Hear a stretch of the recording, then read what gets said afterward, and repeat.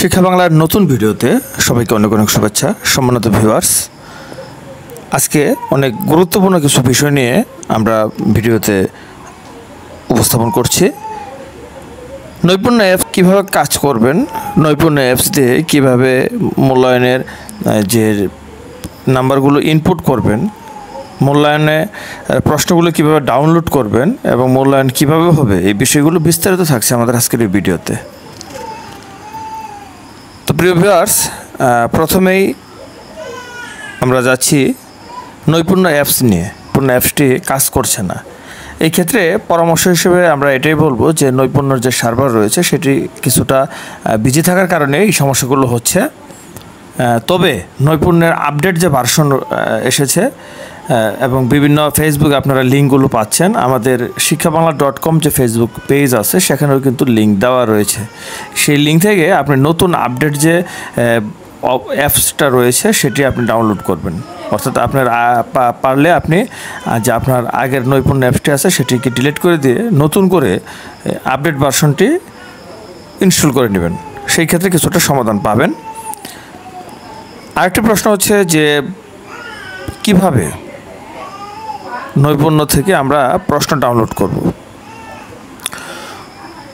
প্রিয় শিক্ষকবৃন্দ, আপনারা জানেন যে ষান্মাসিক সামষ্টিক মূল্যায়নের জন্য প্রশ্নপত্র এবার শিক্ষা মন্ত্রণালয় সরবরাহ করবে এবং এই প্রশ্নপত্র পরীক্ষার আগের দিন অর্থাৎ মূল্যায়নের আগের দিন পাওয়া যাবে এবং এই প্রশ্নপত্র কিন্তু দেওয়া হবে প্রধান শিক্ষক বরাবর।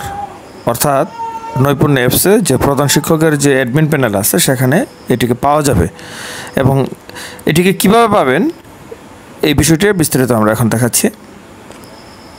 আপনি আপনার নৈপুণ্য অ্যাপস যেটা রয়েছে প্রাতিষ্ঠানিক প্রধান শিক্ষকের যেটি রয়েছে সেখানে আপনি সেই অপশনে আপনি প্রথমে যে কাজটি করবেন সেটি হচ্ছে প্রতিষ্ঠান প্রধান যিনি অ্যাডমিন হিসেবে কাজ করছেন তিনি নৈপুণ্য অ্যাপসে প্রথমে ইন নাম্বারটা ইউজার আইডি হিসেবে ইন নাম্বারটা দিবেন এবং সেই ক্ষেত্রে আরেকটি পিন নাম্বার দিবেন এবং দেওয়ার পর সরাসরি একটি অপশন চলে আসবে যেখানে লেখা থাকবে ষান্মাসিক সামষ্টিক প্রশ্নপত্র এবং এই ষান্মাসিক সামষ্টিক প্রশ্নপত্রে ক্লিক করলেই প্রশ্ন পাওয়া যাবে। তবে যে পর্যন্ত প্রশ্ন না দিবে সে পর্যন্ত সেগুলো দেখা যাবে না।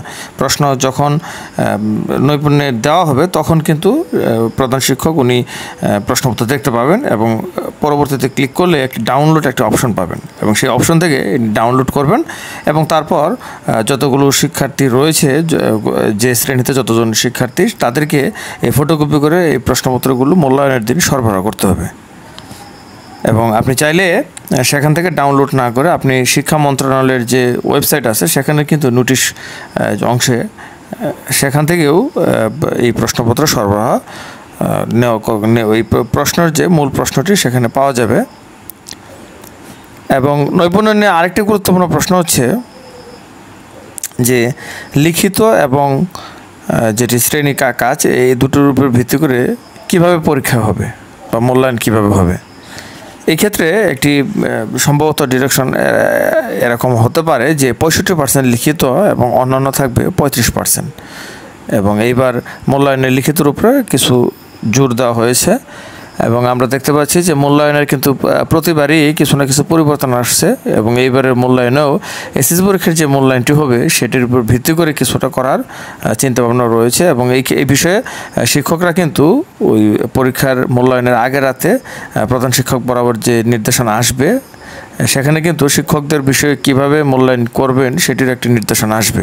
আপনি সেখান থেকে সংগ্রহ করে নিতে পারেন।